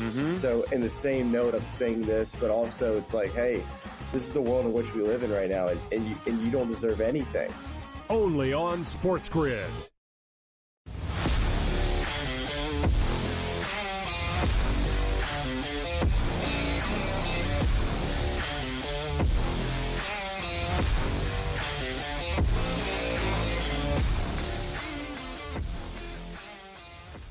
All right. right, welcome back in-game live prime time, and we are at the break in the NBA Eastern Conference Finals, and what was looking to be a absolute rout by the Boston Celtics has turned out to be anything but. It is 57-51 here at the break. The story of the first half is once again 10 turnovers for the Pacers. And a nearly 7-minute stretch in which they went without scoring a basket here. They won the first quarter, Dave, 27-25. Yep. But the second quarter, it took them nearly 7 minutes before they scored their first bucket. And then from that point on, they outscored the Celtics right through to the end. Siakam, I think, scored the last 10 points for the Pacers. He's got 16, which leads all of the Pacers. Brown with 24. He's the leading scorer. So where do we go from here? Because the number, Celtics up 6, the number is exactly the same that it was to begin with, 8.5, which seems a little strange to me. It's right on the number. You got to leave it. So you don't want to create too many middles. When you get a first half that falls within 2 of the closing number, it's kind of standard operating procedure. Leave that in-game number right around the original. So anybody wants to jump in now, there's no real advantage either way. But it tells me what you're saying. The Pacers are not going anywhere. That would be the side if we're looking. When Kaufman was on with us before, he was mentioning the WNBA. I don't know if you saw it 2 nights ago. The Aces were 16-point favorites, lost outright to Phoenix. Tonight, New York Liberty were 17-point favorites to Chicago and lost outright, 90-81. Oops. So, ouch. And then the other favorite tonight was Connecticut, 6-point favorite. They're in overtime right now, tied at 79. Did you look at the WNBA game tonight, Washington and Phoenix? Did you have any thoughts, anything that you wanted to mention? Have you been paying any attention to it at all? Phoenix was the prevailing thought from people that I talked to this morning at home, but I think the number, what number is it now? It was high earlier today. I think it was at 4.5, 5, and it's now 6.5. 7. So apparently we're not the only one. 7? 7. All right. 7. A little late. Yep. Might be a little late to the ball game there. I'm just saying. Didn't get to have they won a game, the Mystics, yet, though? I don't know. Have they? Washington? I think the Mercury have had a couple. I don't think the Mystics have won a game. And I don't know that they're going to be on the road here and win this one either now. 7. Wow, did that line. Excuse me. 0-4. So, so they are they're winless. But it might be an opportunity in game to be able to jump back in if you want to get the Mercury at a lower number here. I did see the total too, Dave. I thought the total opened around 160. It looks like that's been bet up to 166.5, 165, somewhere in there. Yep, 165.5. Moving the lines. Doesn't take much. Limits are a lot lower in the WNBA, but what are the limits on the WNBA now? What's that? I mean, what are the limits now, WNBA? What can you realistically walk to the window and bet? Depends. So I had a guy out here, a friend of mine, go to the book, bet props. They gave him a dime each on scoring props, really? Which was great news. On props? On props out here to give him a dime. Listen, the Caton Clark thing is real. Like the handle's going to go up for books that want to take it. There's going to be handle. I mean, especially on those games. And I don't know about Washington and Phoenix tonight, but there's not a big menu tonight. You know, you're sweating this Orioles White Sox game. We got halftime and in between periods of the playoff games. So you go, some people come in the book and look at the board and say, what's next? And they take a shot at that. So I think standard is pretty much 2 dimes a side, maybe nickel totals, sometimes dime totals, in that neighborhood. So, and obviously, we always made arrangements if you wanted more, if you really wanted to play, if you were going to keep track of it and play it, we might bump it up. But Cam's coming on later. But Did you can watch move the it golf at all? quickly. Yeah. You can Did move it did you watch quickly the in golf that at all? book. Oh yeah, you got to move. Which You got to golf? move it fast. The PGA? Yeah, the Schwab. He's coming on. Oh no, I the hope Schwab he had this is. golf lingo. I hope he had him. I watched the video of Scotty Scheffler, which I thought was very interesting. We'll talk about that next here.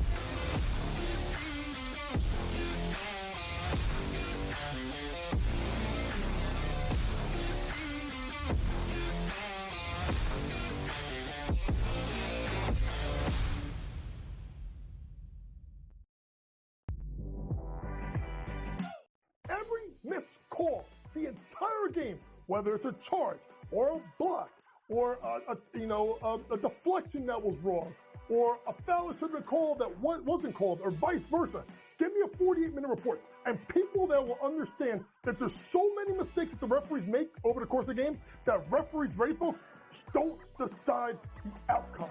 Betting above the rim, only on SportsGrid. How fragile are these guys? It's amazing. They're supposed to be the greatest athletes in the world, and yet they can't walk and chew gum at the same time without getting hurt, for goodness sakes. That Trout injury really is a bummer too, because people thought he was going to have a big year. And I look, I don't feel bad for the Angels. I don't like Mike Trout in Anaheim. I thought he should have left when his contract was up. InGame Live, PrimeTime, only on SportsGrid. With the onset of NIL and the transfer portal, it is allowing players to develop further in college, and guys that would maybe be stuck on the bench at a power program and not have as much shine are having the ability to find themselves in the spotlight. Lane Kiffin came out and said you need to get bigger and more physical in terms of the offensive defensive lines, and that's why he went out and recruited that talent. Inside the transfer portal, only on SportsGrid. And now you have to qualify, and these majors, you got to go do it, man. Like, and it just comes off really petty to sit up there and be like, I'm not. You know what you signed up for. So I don't like the pettiness, and I 100% think Taylor Gooch should be in the major championships. So in the same note, I'm saying this, but also it's like, hey, this is the world in which we live in right now, and you don't deserve anything. Only on SportsGrid.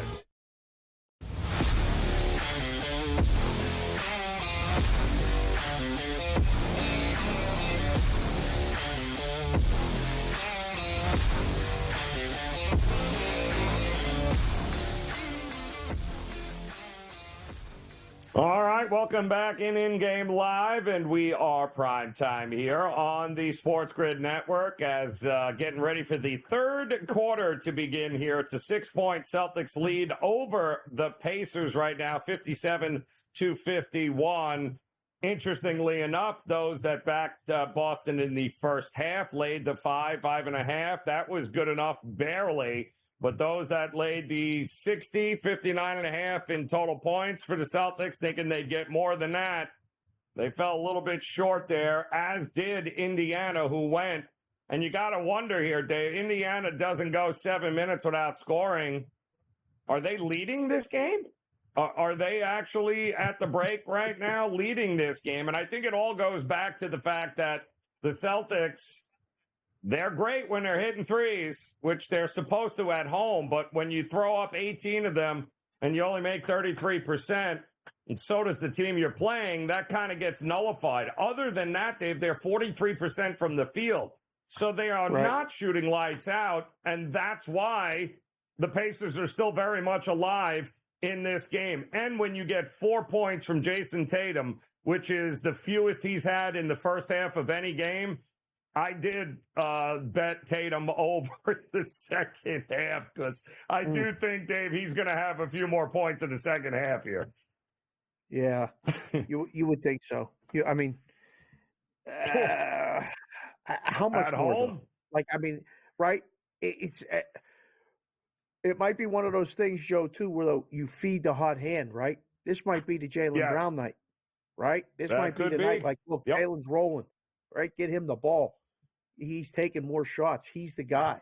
I don't know. I don't want to automatically say that, Tatum's going to have like that much bigger of a second half. He might listen. Sometimes it's okay to play Robin the Batman when you That's have correct. the guy doing it.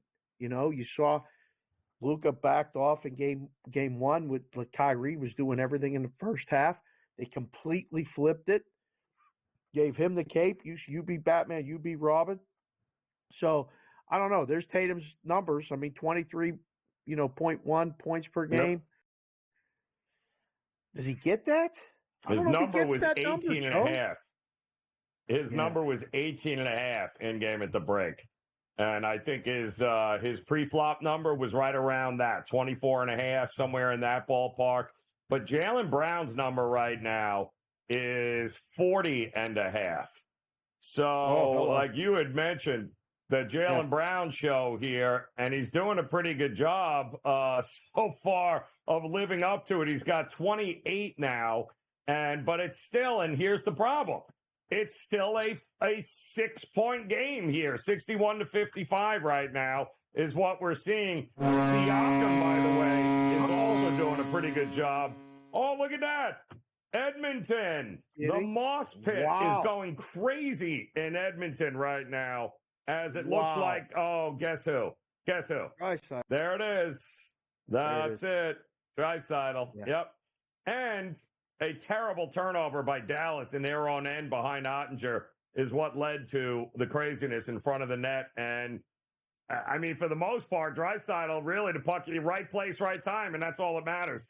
And beats Ottinger here. So 1-0, Dave. Now the in-game number should be interesting here. What about the total? Do we have a chance of the total creeping up here?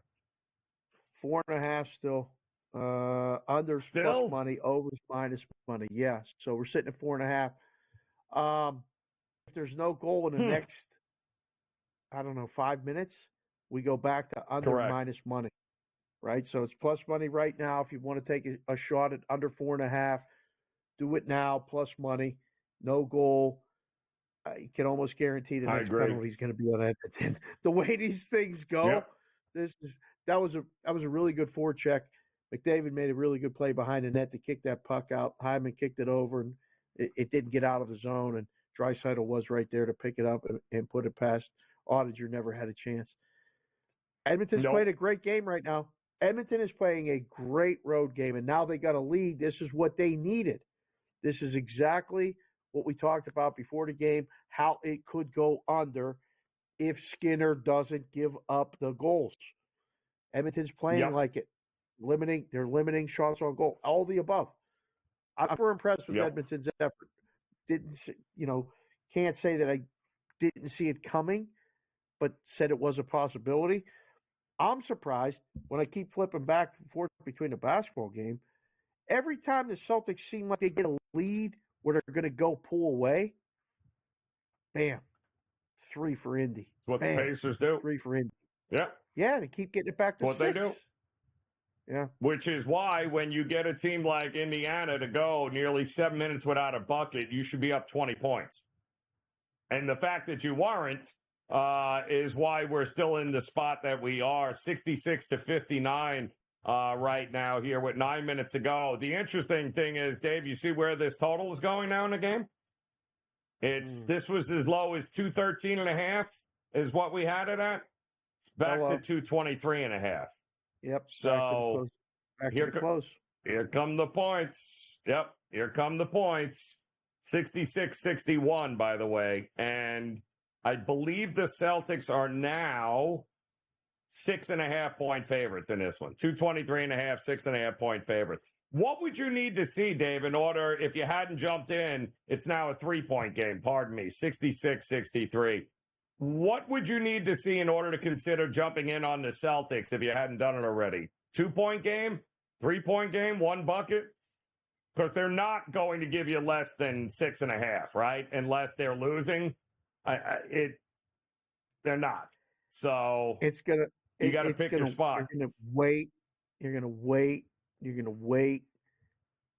I would love 3.5, right? 2 buckets.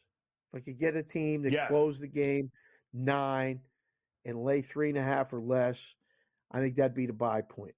But listen, they would have won the other night. That would have been a great number, and it would have lost had they just fouled at the end of that game or inbounded the ball. I mean, there were so many opportunities for them to close that game out, and they didn't. 3.5. And the books know this too. Like, you're going to see it hover 6.5, 5.5, 6.5, 5.5 until, it gets a little further apart. So, I know. If I was doing the game, if I was doing the in-game in the book right now, I wouldn't let you get a shot at under 5.5. That'd be the bottom for me. We're going to wait. We're going to wait. Yes. We're going to wait. I need to see the Pacers tie the game, get within 2, maybe let you take a peek at 3.5. That's it. It's as low as we're going. Yeah. Well, it's interesting, Gabe, to your point, because it's now a 4-point game, right? 70-66, and the Celtics are still 5.5-point favorites. I know. And they're within 4. So they're not. They would have to be down. I think it took to the fourth quarter, Dave, when it looked like the Pacers were running away in game 1. Pacers were up 5 with about, 4.5 minutes to go. And that was finally when Boston was at plus money. Yes, I was going to say that was pick. It was pick. Like, even then, it was like, don't do it, don't do it, don't do it. Hold. That's correct. Hold, all that stuff.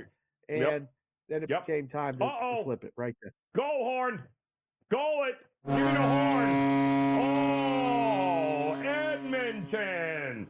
The Moss Pit in the Ice District in Edmonton is going ballistic. You're not going to believe this. I mean, another unbelievable here.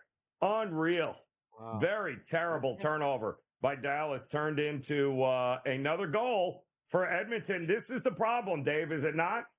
With playing against Edmonton, is that it can happen like this. And that's the problem. And Dallas is figuring that out. Another game 1 in which Ottinger and company are not showing up yet. 15 minutes to go. We'll have more on that when we get back. In-game live primetime here on the Grid.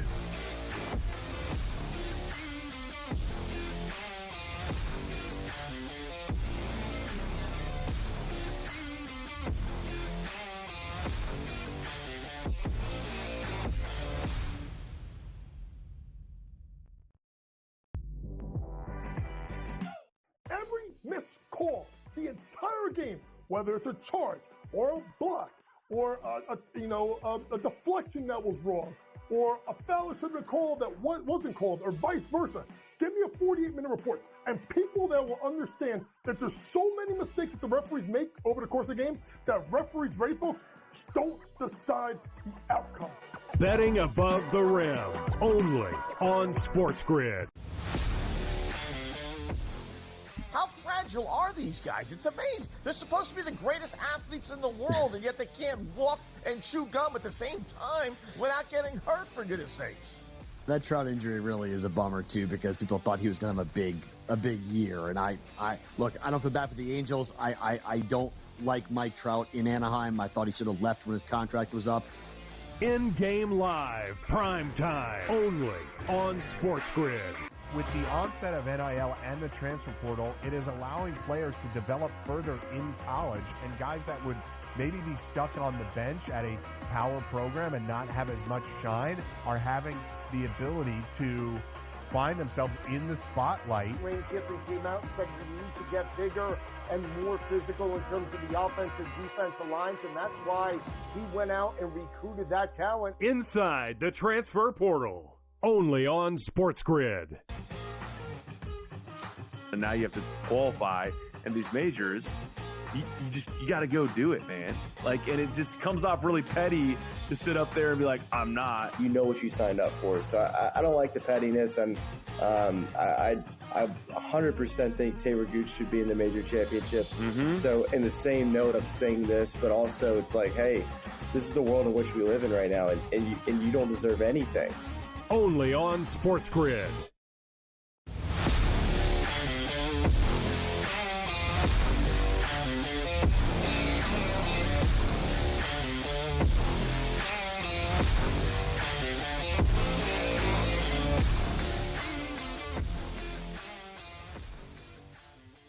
All right, it's getting good here across the board. Playoff time, and we're excited. In-game live prime time. 2-0 Edmonton over Dallas. It is a 72-66 Celtics lead at home over the Pacers. That's going to come down to the end, but hey, when you only have 6 shots and you're the goalie at home, Cam, and you've given up 2 goals on 6 shots, and you're the leader for the Conn Smythe Award. Something's going on here. 2-0 Edmonton here, Cam. What are you seeing right now between these two teams?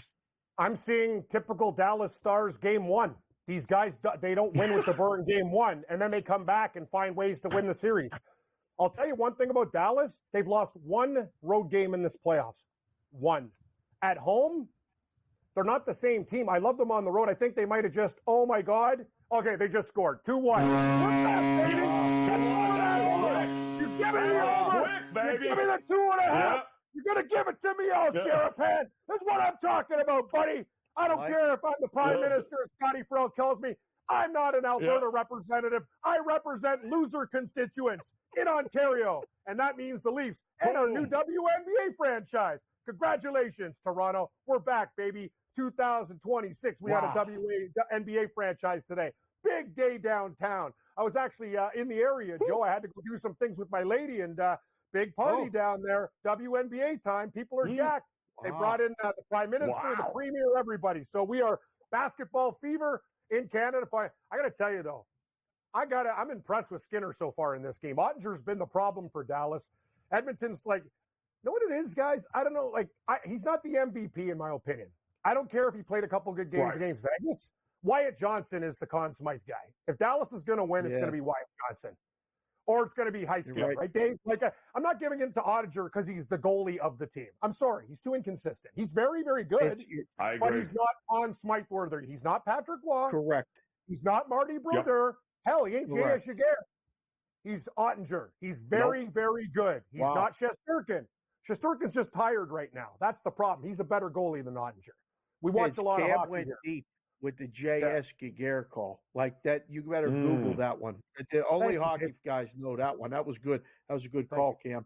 How did the first round of the golf work out for you today? I got to be honest with you, Dave. I hit a top 5 with Harmon. He was one of my picks, and he was second. But I don't know who had Waste Management Jones, Charlie Hoffman today.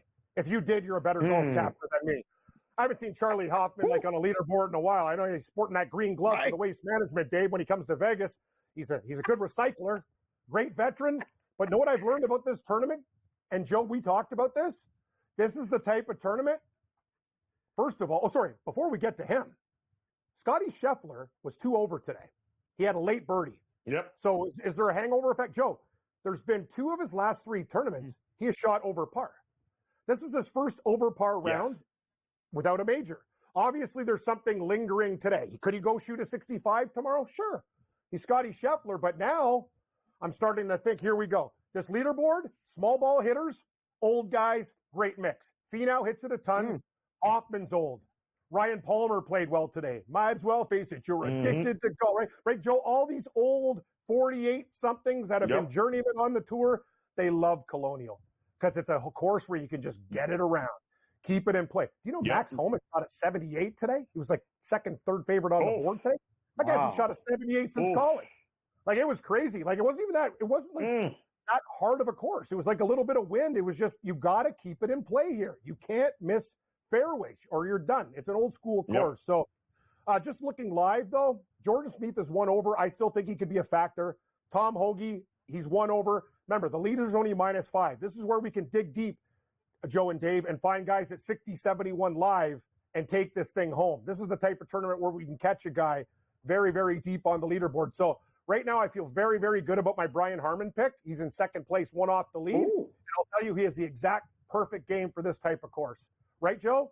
Little lefty, fairways and greens, hit a couple putts. Don't have to be long here, Dave. So that's my take back. If Scheffler missed the cut, I don't know what people are going to do, because a lot of people put together these $20,000, make the cut parlays, and Scheffler is just like an automatic check mark a lot of the time, even though it's very juicy.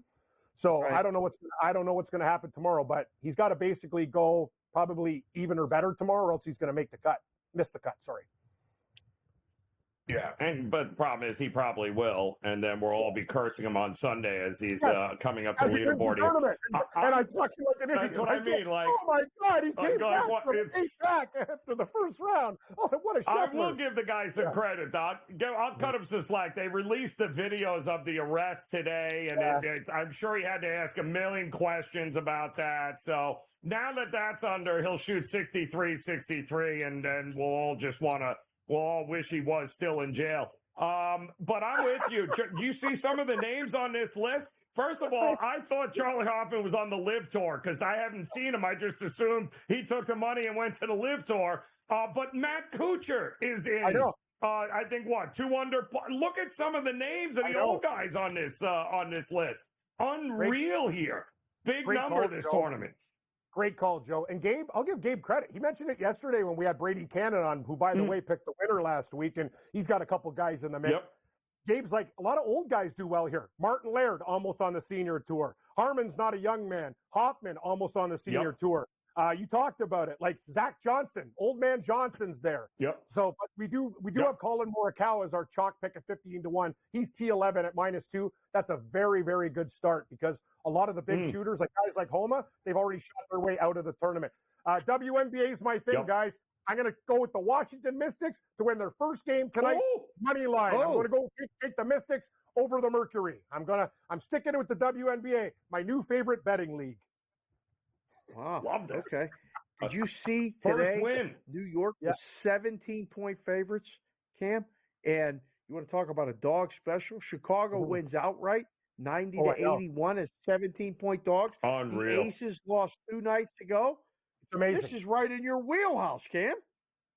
I don't tell me and Gabe always have to have a team, and the Chicago Sky, that is my WNBA team. When Toronto comes, it'll be them, but I love that team. Watch out for them this year. They rebuilt well in the draft with some real talented college players. So watch out for the Sky. I love them. I'm telling you, Dave, this league is amazing because people just put parlays together with the favorites. Dogs outright, left, right, and center, baby. Let's get hooping, ladies. That's it. Love you guys. Dumpster diving with Cam. Top of the hour. Go get him, Cam. In-game live prime time.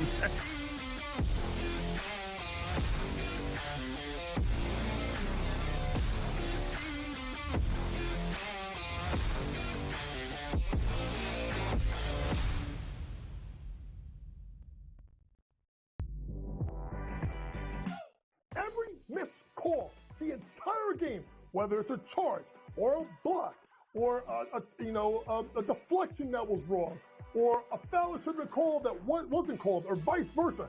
Give me a 48-minute report. And people that will understand that there's so many mistakes that the referees make over the course of the game that referees, ready folks, don't decide the outcome. Betting above the rim, only on SportsGrid. How fragile are these guys? It's amazing. They're supposed to be the greatest athletes in the world, and yet they can't walk and chew gum at the same time without getting hurt, for goodness sakes. That Trout injury really is a bummer too, because people thought he was going to have a big year. And I look, I don't feel bad for the Angels. I don't like Mike Trout in Anaheim. I thought he should have left when his contract was up. In-game live, prime time, only on SportsGrid. With the onset of NIL and the transfer portal, it is allowing players to develop further in college, and guys that would maybe be stuck on the bench at a power program and not have as much shine are having the ability to find themselves in the spotlight. Lane Kiffin came out and said we need to get bigger and more physical in terms of the offensive defensive lines, and that's why he went out and recruited that talent. Inside the transfer portal, only on SportsGrid. And now you have to qualify, and these majors, you got to go do it, man. Like, and it just comes off really petty to sit up there and be like, I'm not. You know what you signed up for. So I don't like the pettiness, and I 100% think Taylor Gooch should be in the major championships. So in the same note, I'm saying this, but also it's like, hey, this is the world in which we live in right now, and you don't deserve anything. Only on SportsGrid.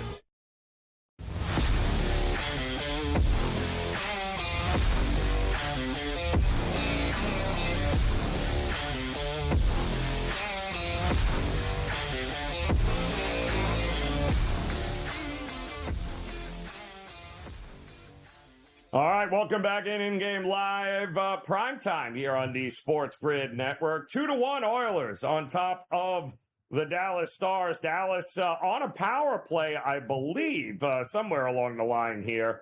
They are an easy goal. They got one back there, Dave. Now I'm seeing, 5.5s? Somewhere in that ballpark there for the total. What are you thinking? Does it feel with 8 minutes to go that couple more goals by the end of the period are coming? Yeah. It does, unfortunately. Dallas has all the momentum right now. That was huge answer. And the way they answered, getting that turnover and Seguin scoring. And yes, Dallas probably scores next, which would get you over that 4.5 total. I don't know. We're talking about it with Cam on the break after the golf analysis and all this other stuff. It's a long way from being over. This is a long way from being over. The game, it's like I don't know if it was just one of those feel-out processes in the first period, but they are flying in the second. And breakthrough with a goal. There's the number just popped back into my book here, 5.5. So over minus money. Over minus money. On a 5.5, it's minus 150 to the over.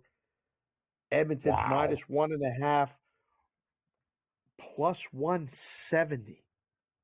They are really baiting you. They are really baiting you, Joe, to lay the puck and a half. Can't do it. It's a one-goal game, they are. Right? This is going to finish a one-goal game. Yep. And this is, while it is, because they are in a power play, I think Dallas is about to embark.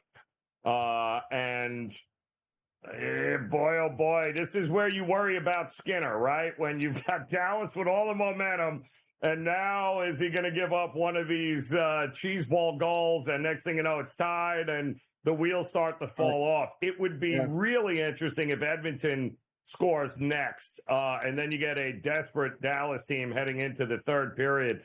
Then buckle up. I think it's going to be interesting here, but we're not getting a whole lot from, is Pavelski even playing in this tournament, in the series here? Like, where's he been?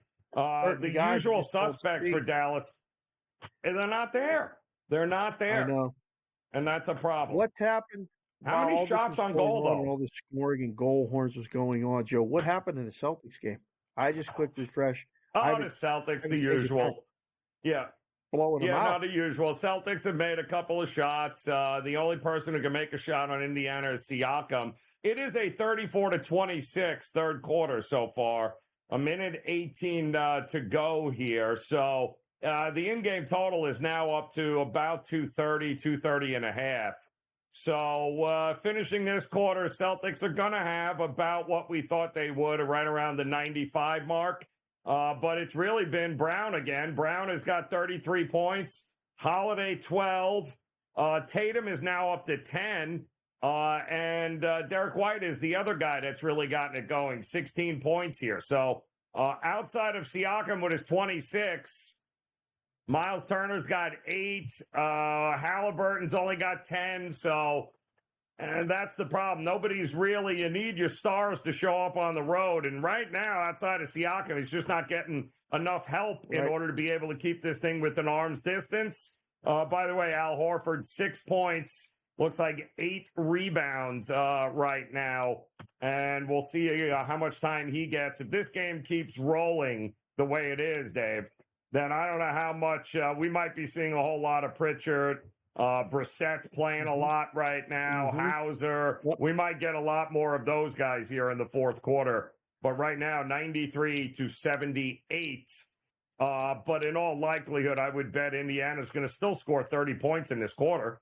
So the total, once again, still trending to where we thought originally, Dave, in the 230. And now the question is, if this thing lands over, what's the next game going to be in Indy here? Are we looking at 224 and a half, 225 again? Are the books going to be stubborn and not move it? No, right? They have to put that number again, at least there. I would say might go to 226 and a half or 227 and really dare you to bet over that high number because they're going to bet under. They're going to bet under again. Yep. Yep. Joe, who wins game Toppin, 2? by the way. You're off. 6 I points. got to work. Panthers, Rangers. For what? Who's winning game 2? I thought the Panthers already won the series, didn't they? What do you mean? They got to go through that. Oh, you mean they got to actually? Oh, right. Yeah, Panthers for sure. Yeah, you got it. Cam Stewart, Gabe Morency up next. Enjoy the games. We'll see you tomorrow.